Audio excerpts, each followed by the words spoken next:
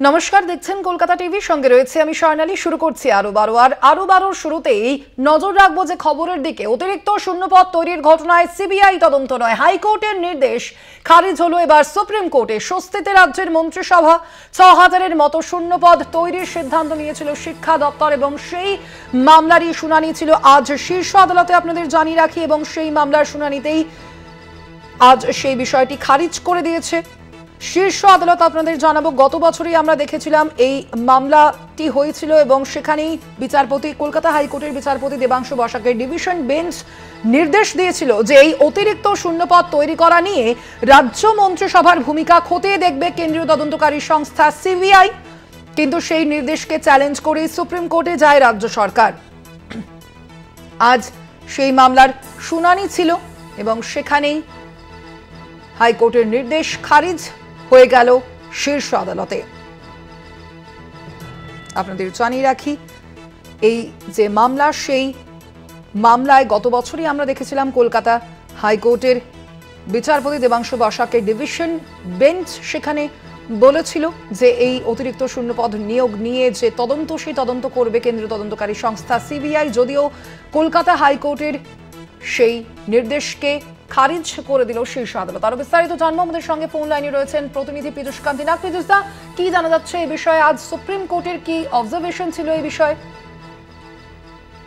দেখো, super numeric vote নিয়ে মন্ত্রিসভার সিদ্ধান্তের ওপরে যে সিবিআই তদন্তের নির্দেশ জারি করেছিল কলকাতা হাইকোর্ট, সেই নির্দেশ সম্পূর্ণভাবে খারিজ করে দিল সুপ্রিম কোর্ট।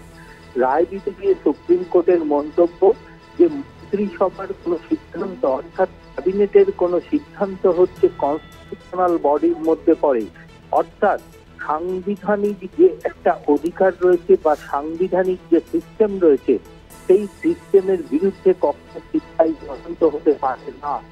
মন্ত্রিসভার যে সিদ্ধান্ত, সেই সিদ্ধান্ত সঠিক কি সঠিক নয় তার উপরে বিভিন্নভাবে পর্যালোচনা হতে পারে, তার প্রেক্ষিতে মামলা হতে পারে, কিন্তু মন্ত্রিসভার বিরুদ্ধে কখনোই এই সিবিআই তদন্ত বা সঠিক নয় বলে মন্তব্য করেছে সুপ্রিম কোর্ট। অর্থাৎ কলকাতা হাইকোর্টের বিচারপতি দেবাংশু বসাকের ডিভিশন বেঞ্চের যে সিবিআই তদন্তের নির্দেশ, তা কিন্তু সঠিক নয় বলেই মন্তব্য সুপ্রিম কোর্টে। এই রায় দিতে গিয়ে সুপ্রিম কোর্টে যখন রায় দিতে গিয়ে আইনজীবী বিকাশ ভট্টাচার্যের মন্তব্য ছিল যে কলকাতা হাইকোর্টে এই সুপার নিউমেরিক পোস্টকে চ্যালেঞ্জ দিয়ে মামলা বিচারাধীন রয়েছে বিচারপতি বিশ্বজিৎ বসুর কাছে। সুপ্রিম কোর্ট এক্ষেত্রে পরিষ্কার জানিয়ে দিয়েছে যে মন্ত্রিসভার কোনো সিদ্ধান্ত নিয়ে যদি প্রশ্ন ওঠে এবং সেটি সঠিক কি সঠিক নয় তা নিয়ে আইনি পর্যালোচনা হতেই পারে এবং সেক্ষেত্রে আইনি মামলাও হতে পারে। তাই সেই মামলার উপরে কোন রকম হস্তক্ষেপ করবে না সুপ্রিম কোর্ট।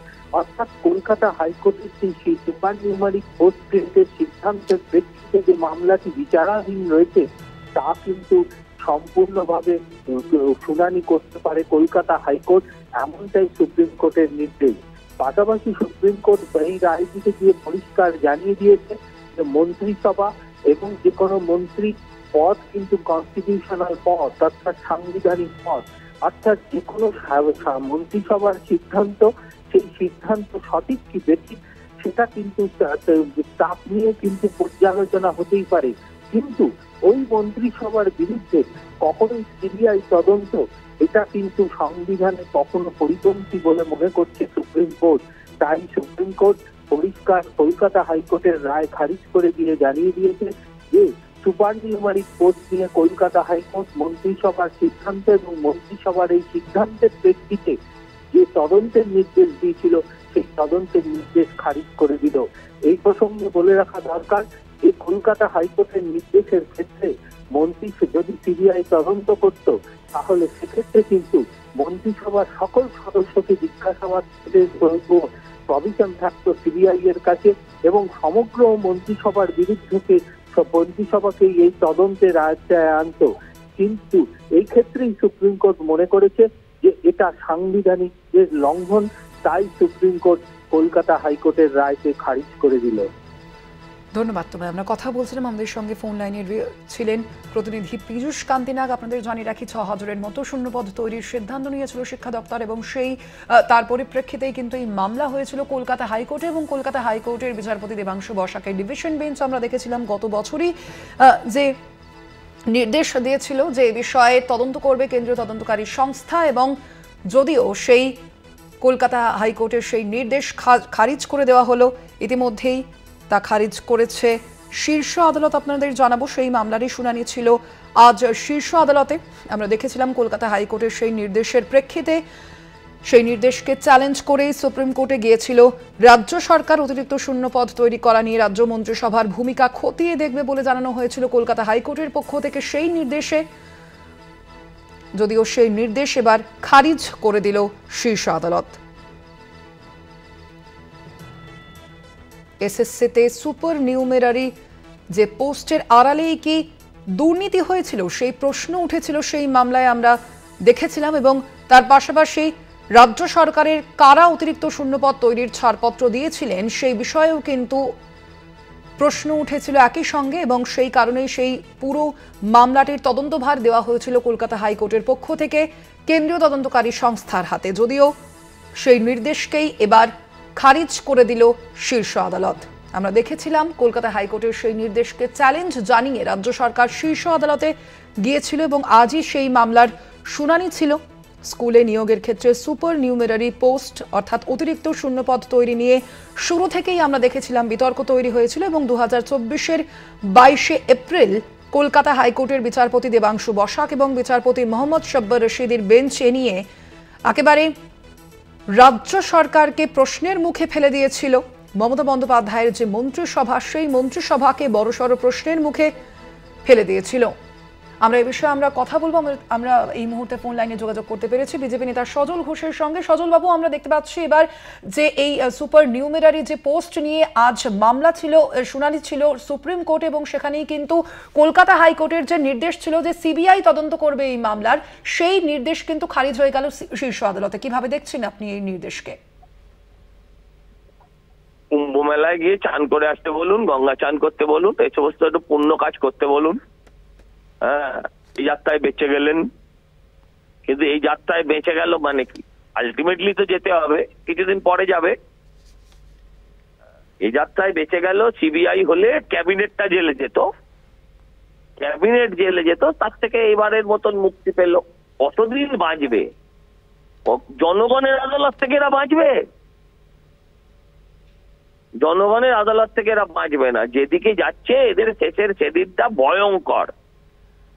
এই আওয়ামী লীগের যা হয়েছে ওই দেশে, এই দেশের তৃণমূল দলের তাই হবে।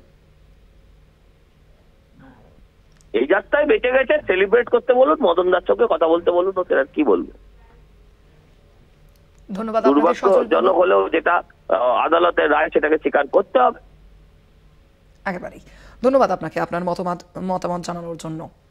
আপনারা শুনলেন বিজেপি নেতা সজল ঘোষের কি প্রতিক্রিয়ার পরিপ্রেক্ষিতে অতিরিক্ত শূন্যপদ তৈরির ঘটনায় সিবিআই তদন্ত নয়, হাইকোর্টের যে নির্দেশ ছিল আমরা দেখেছিলাম গত বছর বিচারপতি দেবাংশু বসাক এবং বিচারপতি মোহাম্মদ শব্বর রশিদির যে ডিভিশন বেঞ্চ ছিল, তাদের যে নির্দেশ ছিল যে এই মামলার তদন্তভার যাক সিবিআই এর হাতে, এই মামলার তদন্ত করুক কেন্দ্রীয় তদন্তকারী সংস্থা। যদিও সেই নির্দেশই এবার খারিজ হয়ে গেল শীর্ষ আদালতের। স্বস্তিতে রাজ্যের মন্ত্রিসভা ৬,০০০-এর মতো শূন্যপদ তৈরি নিয়ে সিদ্ধান্ত নিয়েছিল শিক্ষা দপ্তর, এবং সেই সুপার নিউমেরারি পোস্ট অর্থাৎ অতিরিক্ত শূন্যপদ নিয়ে আমরা দেখেছিলাম প্রথম থেকেই কিন্তু সেই বিতর্ক সৃষ্টি হয়েছিল। এবং আপনাদের জানাবো 2024-এর 22শে এপ্রিল কলকাতা হাইকোর্টের বিচারপতি দেবাংশু বসাক এবং বিচারপতি মোহাম্মদ শব্বর রশিদির ডিভিশন বেঞ্চ এ নিয়েই রাজ্য সরকারকে বড়সড় প্রশ্নের মুখে ফেলে দিয়েছিল। যদিও সেই মামলাতেই আমরা দেখেছিলাম যে কলকাতা হাইকোর্টের যে নির্দেশ ছিল যে এই অতিরিক্ত শূন্যপদ কারা তৈরি করলো, কিভাবে তৈরি করলো,